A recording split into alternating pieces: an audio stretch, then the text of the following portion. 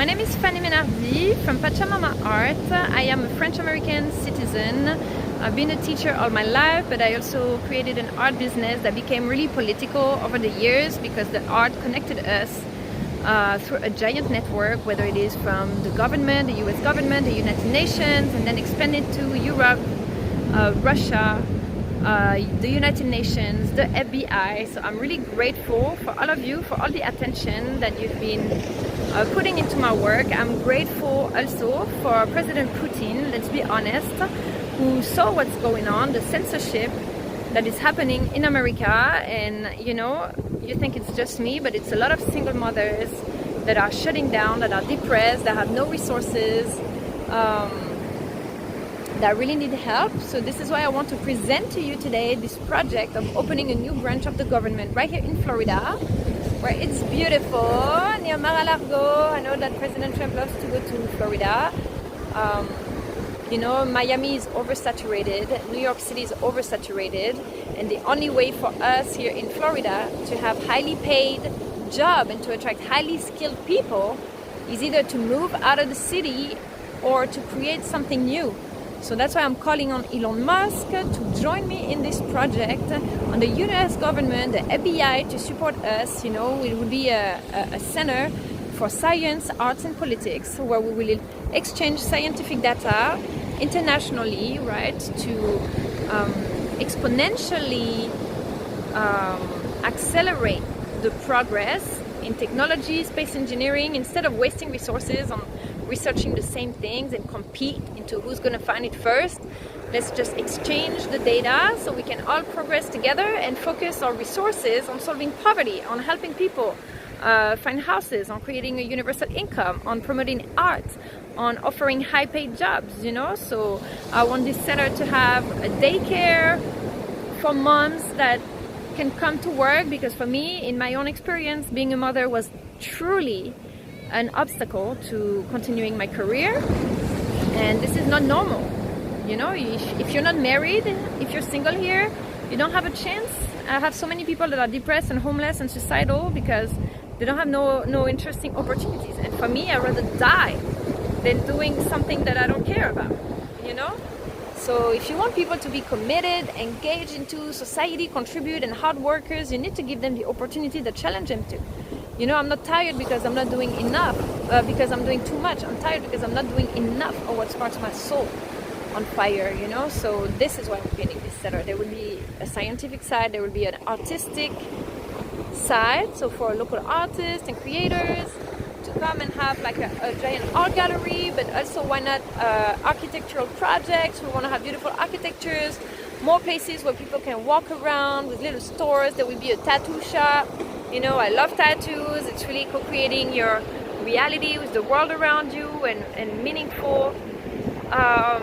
And of course it will be political, all the art and culture and science. So it's going to bring peace in the world, because when you create joy and inspiring projects and use this as an exchange currency for political goals like peace in the world or the Space Olympics, for example, then it's inspiring and people turn away from the wars and the weapons and actually focus on the solutions.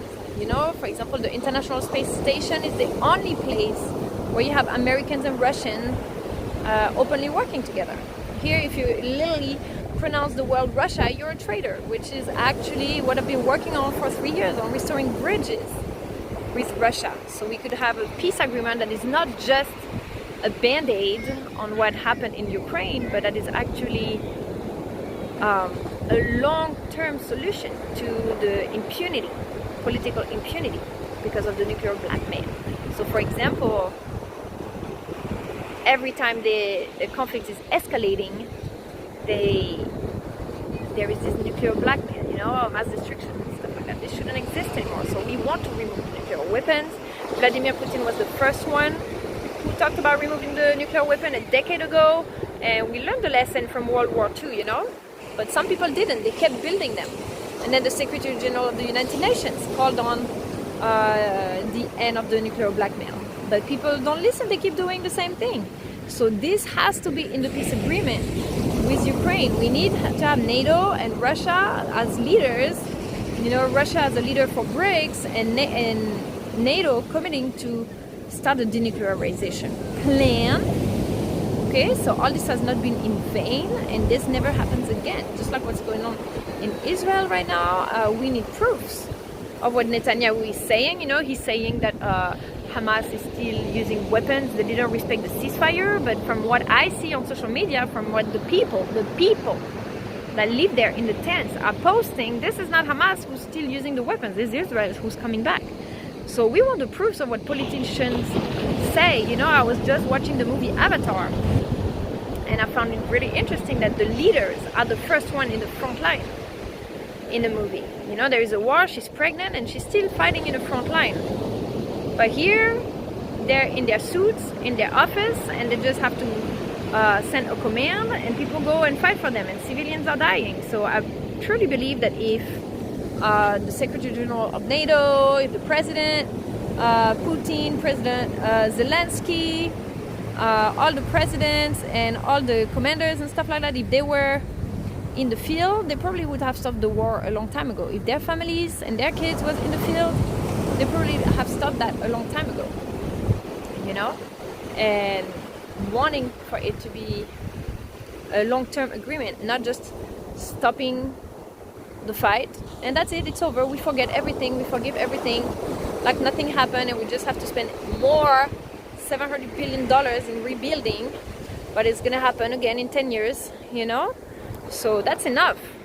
So you want peace, but we need to commit to long-lasting peace, so we don't have the same thing every century, and we can actually solve poverty. Now we have all the progress of medicine, people don't get sick anymore because we have this progress in medicine. So now the goal is to have this progress for all, because we have all the progress that we need in the world. We just need to have it for all, and not just married couple, and not just the military, and not just minorities or white people or immigrants. Even like what the Democrats are offering for immigrants, that's a great idea. We're sponsoring immigrants to come here and help them, and they receive funds from the government. That's a great idea, but why not everyone then? What is that? Like, you want to give it a universal income and welfare and everything, then give it to everyone. Why do we have differences? Why do the military have VA loans, and why can I not have a VA loan? I'm a teacher, I raise your kids every day. I mean, I used to before they forced me to quit my job. So more equality, it's not communism, it's just equity. And I promise you that if we do that, if we open that center and we start giving opportunities and we start training in those war zones about culture, about acceptance, and showing really a circular economy, and showing really that we care, there will be less wars, because people won't feel like outcasts anymore. The outcasts are the ones who go back into fighting because they feel like they've been excluded. They feel like there was an injustice. Okay, so that is the center. Of course, we will hire the Ministry of Sound. My goal is to have it either right here in Jacksonville, that is expanding, or to have it closer to Cape Canaveral, where we have the new launch pad for SpaceX and NASA and everything. So we can have really this research center on acoustic levitation, and we can have data sharing, and of course we will hire social media managers, hostesses, engineers, gallery managers, restaurants. There will be a tattoo shop. There will be maybe like clothing, from international port, where you have foods from all around the world, like a real place where people can hang out and just enjoy staying the day. In France, what I don't like in France or in Europe is that the salaries are so bad. Like, I love the lifestyle in France. I love the quality of life. You go outside, there's a little restaurant, you're just talking to people, just walking around feels like a good day. But the salaries are so bad. Like 1,500 euros is like a good salary there, or 2,500 is a good salary. Like my friend, I think she's She's 40 years old, has a good career, like one of the best jobs, super stressful, high level and stuff, and she earned 3,000 euros, which is like the highest paid job I've ever heard about in France. If I go back to France right now, I don't have no references in France. I don't have nothing in my resume. Like I can't say, oh, I'm a social media diva. Nobody knows about anything. You know, everything I've done, none of my work is published. Like you guys, my network online, you know me because you know all my books, my conferences, my ideas, my networks. You see that you see, you know, you're able to see. You know that in France, I'm gonna return, like be work in a clothing store or in a restaurant or earn nothing, you know, after all this work. So I want to bring this lifestyle here in the US. So we're not just about productivity, but we're about way of life. And we can say, oh, it's nice to live in America. You know, they complain, oh, these people, they're always complaining about America. Yeah, all the foreigners, they complain here about America. But maybe because go see something else somewhere else and see how happy they are, how, you know, they care about their family, they're helping each other, they're generous. It's like this individualistic mindset that is taking over everything, you know, and men, the monopoly, men that are strong with their wives raising their kids, but they let other women pretending that they're helping them, but they let them rot and lose everything, lose their house. So this has to change. You know, we need to have some mindset of solidarity, at least between us, you know, so we can help other people. I had my house, a big house, and I always thought, I'm so blessed to have this beautiful house with a lot of space. I'm gonna bless other people. I'm gonna help other people. So I welcome 5 times families, single moms with their kids, 5 times. 3 times my friend Davi, 1 time my friend Tara and her 4 kids, another time my friend Teresa and her 3 kids. All of them, you know, paying barely nothing, some of them nothing at all. And they didn't want to work for me to help me in my business. And nobody helped me either by investing or buying my paintings or publishing my book. So I had to kick them out because I wanted to bless people, but nobody blessed me. So if there's no, you know, if the tap is closed, you can pour from an empty cup. And that's the problem. If you give great opportunities to people here and they start establishing and being blessed, they're going to start blessing others, and then it ripples. We need to stop with the individualistic mindset about, oh, you grind, you work, or you die, you know, because sometimes life happens. You know, like I'm mourning my kid right now. He's my ex-husband, who's an asshole. He doesn't want to tell me where he's going to live because he wants me dead. You know, he's like, oh, I want you out of my life. Okay, but you don't have a choice though. It's like, my son, you're going to always be linked with me, you know. You wish I was dead, but unfortunately, you can't get rid of me like that. But so yeah, so that's my project. So please, guys, support it. Send me Elon. I want the government to sponsor this project. I will be a great owner of the center. I will recruit people myself. I will recruit every single person myself until the project is launched.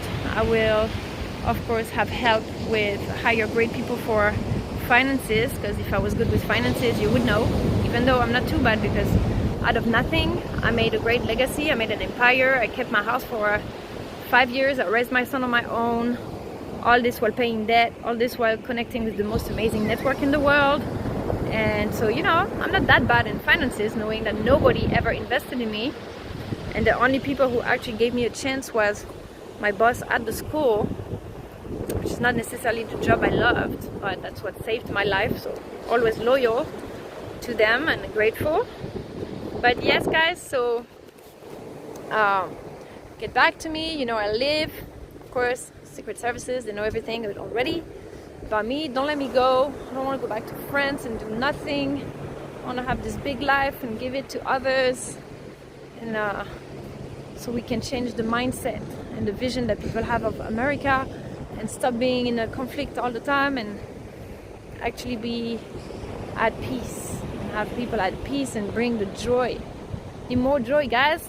Okay, this was Fanny Benardi, Pachamama Art. Call me. Of course, I forgot to mention the Space Olympics, which is the main the main thing about this project is to organize the Space Olympics. I was talking about the Russians.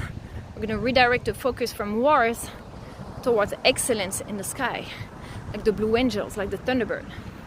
So we have a whole science research center for acoustic levitation. In the meanwhile, we'll be organizing the Space Olympics. We can always start with regular jets like we have right now, and then evolve with the future in the long term, you know? But yeah, it's my favorite project. Thought you'd know already, but wanted to specify.